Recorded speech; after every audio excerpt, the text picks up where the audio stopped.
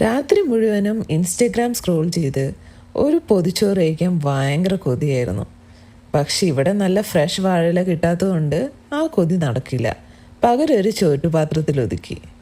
അപ്പം അതെങ്ങനെയാന്ന് കണ്ടാലോ? ഒരു ചോറ്റുപാത്രത്തിൽ നല്ല ചൂട് ചോറിട്ട. ഇന്ന് കറികളായിട്ട് മഷ്റൂം നല്ല തേങ്ങയിട്ട് വെച്ച ഒരു തോരൻ. ഇതിൻ്റെ റെസിപ്പി ഞാൻ എടുത്തു വെച്ചിട്ടുണ്ട് കേട്ടോ. പിന്നെ വെണ്ടയ്ക്ക മെഴുക്ക് പുരട്ടിയും 2 കഷ്ണം മീൻ വറുത്തത്. മീൻ വറുത്തില്ലാത്ത ഒരു ചോറ് അത് സങ്കല്പിക്കാൻ പറ്റുന്നില്ല എനിക്ക്.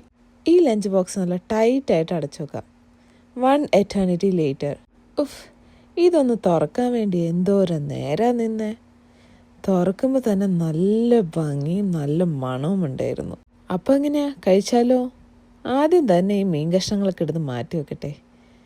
എല്ലാ കറികളും എടുത്ത് മാറ്റി കഴിയുമ്പോൾ ആ ചോറിൽ ഈ കറികളിൽ നിന്ന് ഇറങ്ങുന്ന ആ എണ്ണയും ആ ടേസ്റ്റും ഉണ്ടല്ലോ, അത് പറഞ്ഞാൽ മനസ്സിലാവില്ല. ഇതെല്ലാം നല്ലോണം കുഴച്ച് കഴിക്കുന്ന ഒരു ഫീലുണ്ടല്ലോ. ഓ, വേറെ എന്ത് വേണം ഈ ലോകത്ത് നമുക്ക്. കുറച്ച് വെണ്ടയ്ക്ക മെഴുക്ക് പുരട്ടിയും ആ മഷ്റൂം തോരനും കൂടിയിട്ട് നല്ലോണം കുഴച്ചിട്ട് ഒരു ചെറിയ കഷ്ണം മീൻ വറുത്തതും കൂടി ഇടാം. ഇതെല്ലാം നന്നായി കുഴച്ച് തിന്നുമ്പോൾ കിട്ടുന്ന ഒരു സുഖമുണ്ടല്ലോ. ഓ, പറഞ്ഞാൽ മനസ്സിലാവില്ല മക്കളെ. അതാണ് സ്വർഗം. അതൊക്കെ അനുഭവിക്കുക തന്നെ വേണം.